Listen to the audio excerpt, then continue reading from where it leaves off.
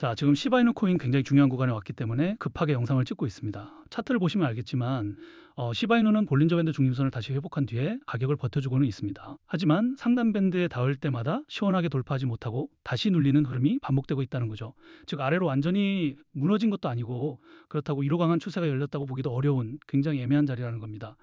그리고 RSI도 보시면은 50선 중반 부분까지 올라와 있습니다. 이 말은 시장 안에 매수세가 아예 죽은 건 아니라는 뜻인데요. 그렇다고 또 과열권까지 강하게 들어간 자리는 아니기 때문에 결국 지금은 힘이 붙고는 있지만 아직 확실한 방향성을 시장이 보여주지 못하고 있다는 거죠. 자, 그러니까 지금 시바이누는 약해서 못 가는 자리라기보다는 위에 있는 매물대와 저항 구간을 소화하면서 다음 방향을 정하고 있는 흐름으로 보셔야 한다는 겁니다. 자, 그래서 많은 분들이 여기서 헷갈리실 수밖에 없습니다. 차트만 보면 이거 다시 가는 거 아니냐 싶다가도 또 상단 밴드 부근만 가면 밀리니까 여기서 끝난 거 아니냐, 지금이라도 정리해야 되는 거 아니냐, 이런 불안감이 커질 수밖에 없다는 거죠. 그런데 바로 이런 답답한 흐름 속에서 홀더분들이 시바이누 코인에 더 집중하셔야 하는 이유가 있습니다. 보시는 것처럼 다른 코인들에 비해서 시바이누는 생각보다 하락이 크게 나오지 않고 있고 그 이유도 분명합니다. 바로 시장 안에서 시바이누의 매도 압력이 예전보다 눈에 띄게 낮아지고 있기 때문입니다. 기사 내용을 보시는 것처럼 시바이누는 최근 24시간 동안에도 약 10억 개 수준의 물량이 소각됐다고 나와 있습니다. 그리고 지금까지 누적 소각된 시바이누 물량은 무려 410조 개가 넘는다고 하죠. 자, 이건 단순히 숫자만 큰 게 아닙니다. 결국 시장에 풀려 있는 공급량 자체가 계속 줄어들고 있다는 뜻이고, 공급이 줄어들면 가치가 올라갈 수 있다는 가장 기본적인 경제 원리가 지금 시바이누에도 강하게 작용하고 있다는 겁니다. 특히 더 중요한 건 전체 공급량의 41%가 넘는 물량이 이미 시장에서 사라졌다는 거예요. 이 말은 예전처럼 위에서 끝없이 쏟아질 수 있는 물량이 계속 남아있는 구조가 아니라는 거죠. 그래서 다른 코인들이 조정이 나올 때 더 크게 무너질 수 있는 상황에서도 시바이누는 생각보다 잘 버텨주고 있는 겁니다. 결국 시장 안에서 하락 세력의 힘이 예전보다 약해졌고 공급 자체가 줄어드는 구조가 점점 더 강해지고 있다는 거죠. 그리고 더 중요한 건 시바이누는 지금 단순하게 공급량만 줄어들고 있는 게 아니라는 겁니다. 줄어든 만큼 시장 안에서 대규모 자금은 다시 몰리고 있습니다. 보시는 것처럼 기사 내용을 보면 시바이누는 파생상품 시장에서만 11조 규모의 베팅이 형성됐다고 나옵니다. 그리고 그 증가 속도는 비트코인과 리플 XRP까지 압살하는 수준이라고 하죠. 자, 이건 그냥 관심만 있는 수준이 아니라는 겁니다. 실제로 시장 참여자들이 지금 시바이누에서 큰 방향성이 나올 수 있다고 보고 돈을 걸고 포지션을 쌓고 있다는 뜻이라는 거죠. 미결제 악정도 13% 넘게 급증했고 현물 거래량과 선물 거래량도 같이 늘어나고 있다는 건 그만큼 시바이누로 시선이 다시 몰리고 있다는 의미입니다. 그런데 많은 분들이 여기서 헷갈리실 거예요. 아니, 이렇게 공급량도 줄어들고 있고 누적 소각도 410조 개가 넘었고 파생 시장에서는 11조 베팅까지 몰리고 있는데 왜 차트는 아직도 답답하냐는 거죠. 왜 시바이누는 시원하게 위로 뻗지 못하고 자꾸 위에서 눌리는 흐름이 나오냐는 겁니다. 그 이유는 명확합니다. 아직까지는 위에 남아있는 단기 차익 실현 물량과 기업, 고래들의 덤프 물량이 완전히 정리된 건 아니기 때문입니다. 실제로 시바이누 코인에 투자하고 있는 VC들의 트랜잭션과 포트폴리오를 보시면 알겠지만 IDG 캐피탈, SBI 홀딩스, 블랙록, 소프트뱅크, 판테라 캐피탈까지 많은 글로벌 기업들의 기대감이 붙었던 구간들이 있었고 보시는 것처럼 이렇게 기관 자금 유입과 함께 개인 투자자들의 매수세가 강해지는 구간에서는 적게는 150%, 크게는 300%가 넘는 큰 가격 상승이 나와준 적도 있었다는 거죠. 하지만 문제가 있었죠. 이렇게 가격 상승이 나와줄 때 기업과 고래들은 결국 그 상승분에 대한 차익 실현과 시장 리스크 회피를 위한 덤프 물량들을 계속해서 매도할 수밖에 없었습니다. 결국 시바이누 가격도 그 과정에서 계속 눌릴 수밖에 없었다는 거죠. 즉 그동안의 하락은 시바이누 자체의 펀더멘탈이 무너졌다기보다는 시장 전체 악재와 기업, 고래들의 덤프 물량 매도가 같이 겹치면서 나와준 하락이라고 보셔야 한다는 겁니다. 자, 그래서 이제 홀더분들 같은 경우에는 지금 이 답답한 흐름 속에서 어떻게 대처와 대응을 해야 할지 많은 걱정과 고민들을 하고 계실 거예요. 결론부터 말씀드리면 그동안 계속된 가격 하락으로 인해서 수많은 악성 매물들이 쌓였고 아직까지도 일부 덤프 물량이 남아있기 때문에 반등이 나와줘도 매물대를 해소하는 과정에서 단기적인 가격 하락과 조정은 나와줄 수 있습니다. 자, 그런데 여기서 많은 분들이 실수를 하게 되는데요. 바로 이 눌림이 나올 때마다 공포가 가장 큰 구간에서 우리의 물량을 뺏겨버린다는 거죠. 그런데 지금 우리가 물량을 절대 쉽게 뺏기면 안 되는 이유가 있습니다. 바로 조만간에 한 번 더 100%, 크게는 300%가 넘는 큰 가격 상승이 나와줄 수밖에 없는 아주 중요한 재단의 일정과 온체인 데이터가 있기 때문인데요. 보시는 것처럼 그동안 하락을 만들어냈던 덤프 물량들은 이제 상당 부분 정리가 됐습니다. 즉 아까 보셨듯이 시장 자체의 매도 압력이 크게 줄어들었다는 거죠.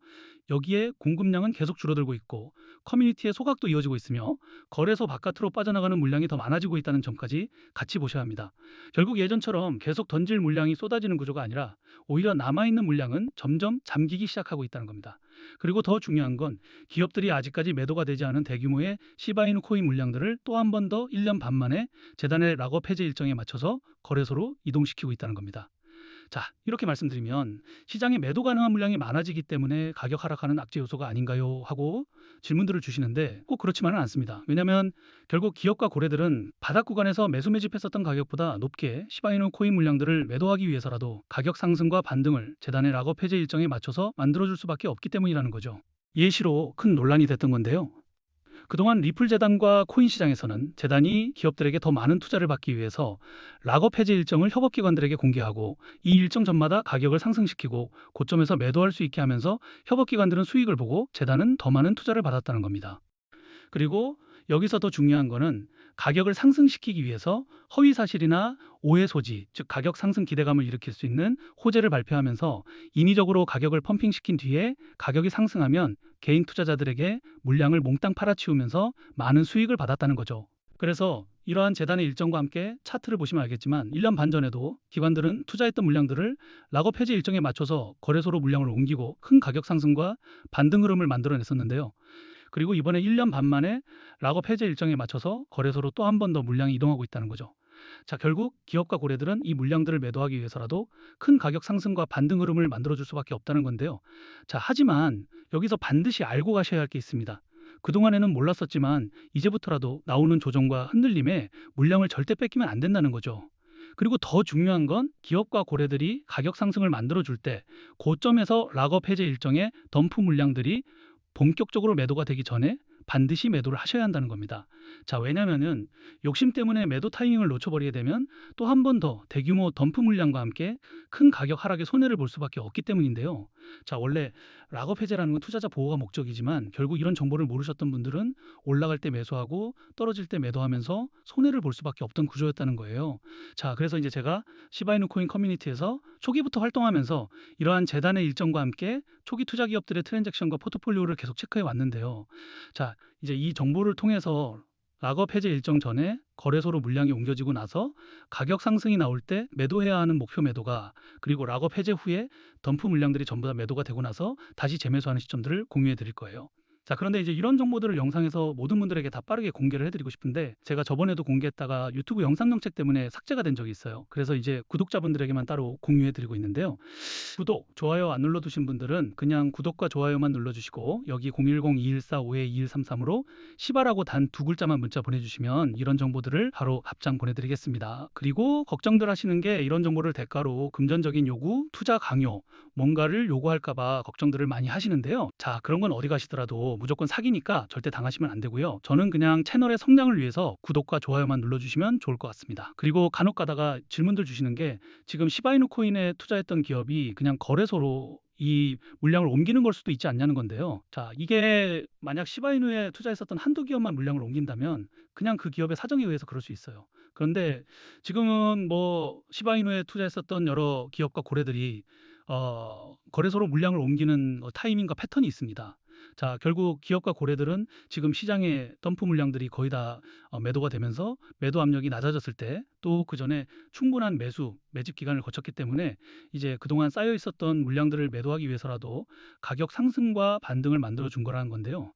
자, 그래서 제가 강조해 드리는 게 고점에서 락업 해제 일정에 반드시 매도를 하셔야 된다는 거죠. 보시는 것처럼 기업들의 물량은 매주, 매달 움직이는 게 절대 아니에요. 짧게는 몇 개월이지만 길게는 몇 년에 한 번씩 움직이기 때문에 우리가 이 기회를 놓친다면 다음에 또 언제 큰 가격 상승이 나와줄지 모르고 또 아무리 가격 상승이 나와줘도 고점에서 매도하지 않는다면 사실상 아무런 의미가 없기 때문이에요.